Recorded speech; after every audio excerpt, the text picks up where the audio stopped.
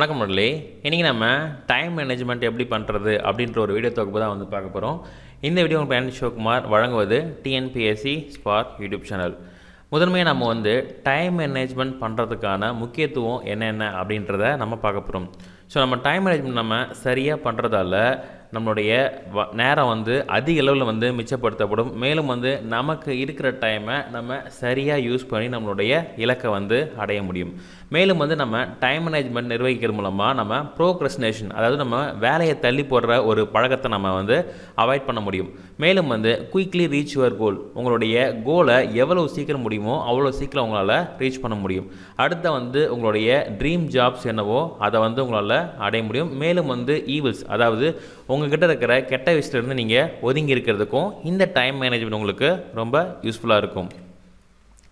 Planning techniques. So முதன்மையாக வந்து பார்த்திங்கன்னா 4 விஷயம் இங்கே இருக்குது. அதாவது to do list, calendar, time blocking, அப்புறம் ஜிடிடி, அதாவது கெட்டிங் திங்ஸ் டன். ஸோ இதெல்லாம் என்னென்ன அப்படின்றத பார்ப்போம். அதாவது create a list task to be completed. So நீங்கள் வந்து பார்த்திங்கன்னா ஒரு நாளுமே வந்து ஒரு டு டூ லிஸ்ட் க்ரியேட் பண்ணி அதை இந்த மாதிரி போட்டிருக்காங்க பதிலாக பாக்ஸ் போட்டு டிக் பண்ணி எவ்வளோ முடிச்சிருக்கீங்க அப்படின்ற ஒரு விஷயத்த வந்து நீங்கள் அனலைஸ் பண்ணுங்கள். இந்த மாதிரி டு டூ லிஸ்ட் போட்டு நீங்கள் ஒர்க் பண்ணுறதால உங்களுக்கு என்ன ப்ளஸ் அப்படின்னு பார்த்தீங்கன்னா, நீங்கள் இந்த வேலையை செய்யணும் அந்த வேலையை செய்யணும் அப்படின்ற ஒரு குழப்பமே இல்லாமல் தெளிவாக வந்து ஒரு வேலையை செய்வீங்க. ஒவ்வொரு வேலைக்கும் கரெக்டான டைம் வந்து நீங்கள் அலோகேட் பண்ணுவீங்க. அடுத்தது calendar. Schedule time for task and events. உங்களுடைய ஒவ்வொரு வேலையுமே வந்து ஷெட்யூல் பண்ணி ஒரு டாஸ்க் க்ரியேட் பண்ணி ஒரு ஈவெண்ட்டை க்ரியேட் பண்ணி நீங்கள் உங்கள் கேலண்டரை நீங்கள் சேவ் பண்ணி வைக்க வேண்டியது ரொம்ப அவசியமானது. ஸோ அப்போ தான் வந்து இந்த நாளில் வந்து இந்த விஷயத்தை முடிக்கணும் அப்படின்ற டாஸ்க்கை நீங்கள் செட் பண்ணி கேலண்டரில் வைக்கிறது மூலமாக உங்களால் கொஞ்சம் கொஞ்சமாக அந்த விஷயத்தை முடிக்க முடியும். அடுத்ததாக வந்து time blocking. Allocate specific blocks of time for particular task. ஒரு குறிப்பிட்ட வேலை வந்து நமக்கு ரொம்ப அதிகமாக இருக்கும். ஸோ அந்த வேலையை நம்ம முடிக்கணும்னா நம்ம அதுக்கான ஒரு டைம் பிளாக்ஸ் வந்து வைக்கணும். உதாரணத்துக்கு டெய்லி 9 மணிலேருந்து 12 மணி வரையும் நம்ம படிக்கணும் அப்படின்னு வச்சுக்கோங்களேன். அந்த டைம் பிளாக்ஸ் ஃபுல்லாமே வந்து நீங்கள் எதுக்காக வைக்கணும்னா அந்த ஒரு குறிப்பிட்ட டாஸ்க்கை முடிக்கிறதுக்காக மட்டுமே நீங்கள் வைக்கணும். ஸோ இந்த மாதிரி கண்டினியூஸாக உங்களுடைய டைம் பிளாக்கிங் சரியாக யூஸ் பண்ணிங்கன்னா உங்களால் நிறைய வெற்றிகளை வந்து குவிக்க முடியும். மேலும் வந்து நிறைய ஒர்க்கையும் வந்து கம்ப்ளீட் பண்ண முடியும். அடுத்தது ஜிடிடி. ஜிடினா கெட்டிங் திங்ஸ் டன். ஸோ இது மூலமாக வந்து பார்த்திங்கன்னா நம்மளுடைய டைமை வந்து நம்ம சரியாக வந்து மேனேஜ் பண்ணலாம். ஸோ உங்களுடைய வேலையை வந்து நீங்கள் வேகமாக வந்து முடிக்கிறதுக்கு இந்த டெக்னிக்ஸ் எல்லாமே உங்களுக்கு ரொம்ப யூஸ்ஃபுல்லாக இருக்கும். அடுத்தது மேனேஜ் டிஸ்ட்ராக்ஷன். டிஸ்ட்ராக்ட் ஆகிறதுக்கான முக்கியமான காரணம் பார்த்திங்கன்னா சோஷியல் மீடியாஸை யூஸ் பண்ணுறது, இல்லைனா வந்து பார்த்திங்கன்னா வெளியில் யாராவது நம்மளை கூப்பிட்டு தேவையில்லாமல் கமிட் ஆகிறது, இந்த மாதிரி பல விஷயங்களில் வந்து நம்ம டிஸ்ட்ராக்ட் ஆகிறோம். ஸோ இதை எப்படி நம்ம வந்து அவாய்ட் பண்ணுறது அப்படின்னு பார்த்திங்கன்னா ஐடென்டிஃபை டிஸ்ட்ராக்ஷன். ஸோ ஃபஸ்ட்டு வந்து உங்களுடைய டிஸ்ட்ராக்ஷன்ஸ்லாம் வந்து எதுன்னு கண்டுபிடிங்க. நீங்கள் படிக்கும்போது உங்களுக்கே தெரிஞ்சிருக்கும் என்னென்னா டிஸ்ட்ராக்ஷன் சொல்லிட்டு. உங்கள் ஃப்ரெண்ட்ஸாக இருக்கலாம், இல்லைனா வந்து உங்களுடைய ஃபோனாக இருக்கலாம், இல்லைனா வந்து பார்த்திங்கன்னா உங்களோட ரிலேஷன்ஸ் யாராவது இருக்கலாம். ஸோ இந்த மாதிரி உங்களுடைய டிஸ்ட்ராக்ஷன்ஸ் எது அப்படின்றத நீங்கள் ஐடென்டிஃபை பண்ணுங்கள். Recognise what frequently disturbs your focus. So உங்களுடைய ஃபோக்கஸை எதுலாம் வந்து தொடர்ந்து வந்து தடுத்துக்கிட்டே இருக்குது அப்படின்ற விஷயத்தை நீங்கள் கண்டுபிடிக்க வேண்டியது முக்கியமான விஷயம். அடுத்தது வந்து பார்த்திங்கன்னா அதை நீங்கள் கண்டுபிடிச்சிட்டாலே அந்த விஷயத்தை நீங்கள் கொஞ்சம் கொஞ்சமாக அவாய்ட் பண்ணிங்கனாலே உங்களோட டிஸ்ட்ராக்ஷன்ஸை வந்து நீங்கள் அவாய்ட் பண்ணலாம். மேலும் வந்து பார்த்திங்கன்னா செட் டைம் லிமிட்ஸ்.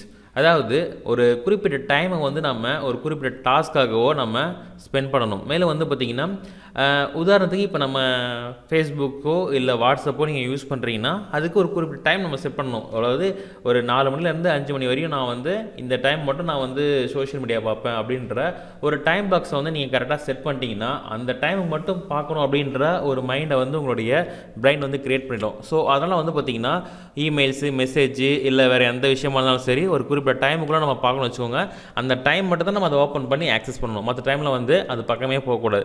ஸோ இந்த மாதிரி சில டைம் லிமிட்ஸை நம்ம அலோகேட் பண்ணி வைக்கிறது மூலமாக நம்மளுடைய நிறைய டைம் வந்து சேவ் ஆகும். சரிங்களா? Create a work zone. So அதாவது டிஸ்ட்ராக்ஷனே இல்லாத ஒரு ஒர்க் ஜோனில் போய்ட்டு நீங்கள் இருக்க வேண்டியது ரொம்ப ரொம்ப அவசியம். அதாவது சுற்றி ஃப்ரெண்ட்ஸ்லாம் நிறைய பேர் இருக்கும்போது நம்ம உட்காந்து படிக்கிறதுன்றது ஆகாத ஒரு விஷயம். ஸோ அப்போ வந்து பார்த்திங்கன்னா ஒரு அமைதியான ஒரு இடத்துல காமாக உட்காந்து நீங்கள் படிக்க வேண்டியது அவசியம். ஸோ அதுக்கான ஒரு டைம் மற்றும் அந்த என்விரான்மெண்ட்டை உருவாக்குங்க. அப்போ தான் வந்து உங்களால் அதை யூஸ் பண்ண முடியும். சரிங்களா? அடுத்தது யூஸ் பொமோடோரோ டெக்னிக். இந்த பொமோடோரோ டெக்னிக் அப்படின்றதுன்னு பார்த்திங்கன்னா ஒரு வகையான யூஸ்ஃபுல்லான ஒர்க் பண்ணுறதுக்கான டெக்னிக். ஸோ இந்த டெக்னிக் மூலமாக வந்து என்ன இந்த டெக்னிக்கில் சொல்கிறாங்கன்னா, 25 நிமிஷம் நீங்கள் படிச்சிங்கன்னா 5 நிமிஷம் வந்து பிரேக் எடுங்க. இதே மாதிரி நீங்கள் ரிப்பீட்டடாக பண்ணிங்கன்னா உங்களால் வந்து நல்லா வந்து எஃபெக்டிவாக உங்களுடைய டைமையும் யூஸ் பண்ண முடியும், அண்ட் தென் உங்களுடைய டாஸ்க்கையும் நீங்கள் கம்ப்ளீட் பண்ண முடியும். சரிங்களா? ஸோ இந்த பொமோடோரோ டெக்னிக்கை ட்ரை பண்ணுங்கள். ஓவர் கம்மிங் ப்ரோக்ரஸ்டினேஷன், அதாவது எப்படி இதுக்கு முன்னாடி நம்ம மேனேஜிங் டிஸ்ட்ராக்ஷன் நமக்கு எப்படியோ அதே மாதிரி இந்த ப்ரோக்ரஸ்டினேஷனும் வந்து ரொம்ப நம்மளுடைய வாழ்க்கையில் பெரிய ஒரு ரோல் எடுத்து பண்ணிக்கிட்டு இருக்கு. இந்த ப்ரோக்ரஸ்டினேஷன் என்னென்னு பார்த்தீங்கன்னா, நம்ம வேலையை தள்ளி போடுறது, நாளைக்கு செஞ்சுக்கலாம், நாளைக்கு செஞ்சுக்கலாம், இன்னும் டைம் இருக்குது அப்படின்னு சொல்லிட்டு நம்ம வேலையை தள்ளி போடுறது. இந்த மாதிரி நம்ம வேலையை தள்ளி போடுறதால நிறைய பிரச்சனை வருது. அதாவது நம்ம கோலை விட்டு நம்ம ரொம்ப தூரமாக வந்து இது மூலமாக போய்கிட்டு இருக்கோம். ஸோ இதை வந்து நம்ம அவாய்ட் பண்ணுறது எப்படின்றத பார்ப்போம். அதாவது understand the cause, identity reason behind the procrastination.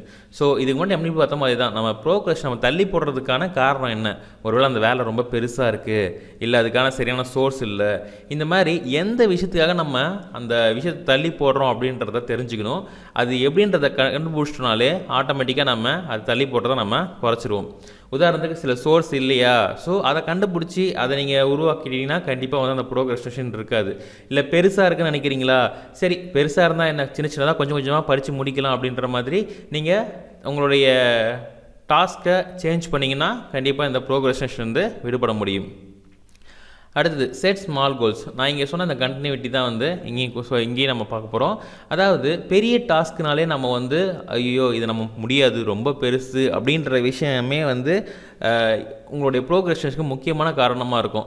ஏன்னா நம்ம எதையுமே வந்து மலையளவு பார்த்தோன்னு வச்சுக்கோங்களேன், அது ரொம்ப கஷ்டமாக தான் இருக்கும். ஆனால் அந்த மலை மேலே ஏறினா நம்ம ஒரு ஸ்டெப்பாக தான் எடுத்து ஏற முடியும்.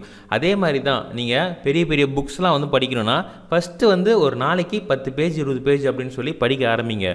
ஒரு நாளைக்கு 5 பேஜ் 10 பேஜ் நோட்ஸ் எடுக்க ஆரம்பிங்க. அப்போ தான் வந்து ஒரு 50-60 நாளில் பார்த்தீங்கன்னா ஒரு பாதி தூரத்தை வந்து நீங்கள் கலந்துருப்பீங்க, பாதி புக்ஸை நீங்கள் முடிச்சிருப்பீங்க.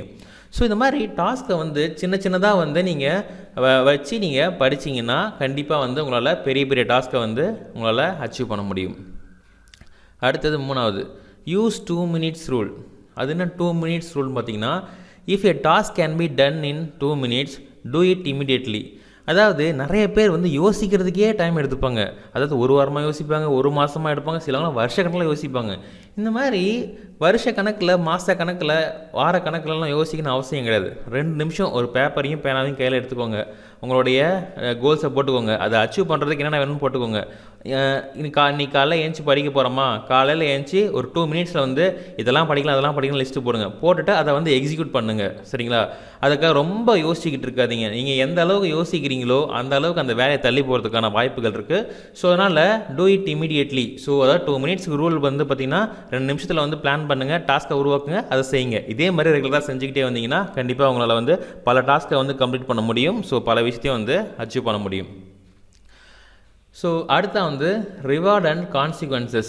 ஸோ நீங்கள் உங்களுக்கே வந்து ஒரு ரிவார்டு கொடுத்துக்கோங்க, அதை பரிசீலிச்சுக்கோங்க. அதாவது நான் இந்த வேலையை முடிச்சிட்டேன், ஸோ அப்போ வந்து அதுக்கேற்ற மாதிரி நான் வந்து ஏதாவது ஒரு ப்ரைஸை வந்து உங்களுக்கே நீங்கள் கொடுத்துக்க வேண்டியது ரொம்ப அவசியம். ஏன்னா அப்போ தான் வந்து நீங்கள் அடுத்த தடவை என்கரேஜ் ஆகி உங்களால் படிக்கிறதுக்கான ஒரு மைண்ட் செட் வரும். Set consequences for not finishing them. ஒரு வேலையை முடிக்கலைன்னா அதற்கான வந்து விளைவுகள்லாம் என்ன அப்படின்றத வந்து அனலைஸ் பண்ண வேண்டியது ரொம்ப முக்கியம். அடுத்தது கால் டு ஆக்ஷன். ஸோ நம்ம ஆக்ஷனுக்கு வந்து ரெடி ஆகணும். அப்போ தான் வந்து கண்டிப்பாக நம்மளால் ஒரு பெரிய வெற்றியை வந்து குவிக்க முடியும். Apply techniques. ஸோ சொன்ன டெக்னிக்ஸ் எல்லாத்தையுமே வந்து இம்ப்ளிமெண்ட் பண்ணுங்கள். ஸோ இந்த டெக்னிக்கை வந்து உங்களுக்குள்ளே நீங்கள் டிஸ்கஸ் பண்ணுங்கள், இதை பண்ணலாமா வேணாமா அப்படின்ற விஷயத்தெல்லாம் பண்ணிவிட்டு அதுக்கப்புறமா நீங்கள் இந்த டெக்னிக்ஸ் எல்லாத்தையுமே வந்து யூஸ் பண்ணுங்கள். நெக்ஸ்ட் வந்து செட் ப்ரியாரிட்டிஸ். ஸோ நீங்கள் identify and focus on your main priorities.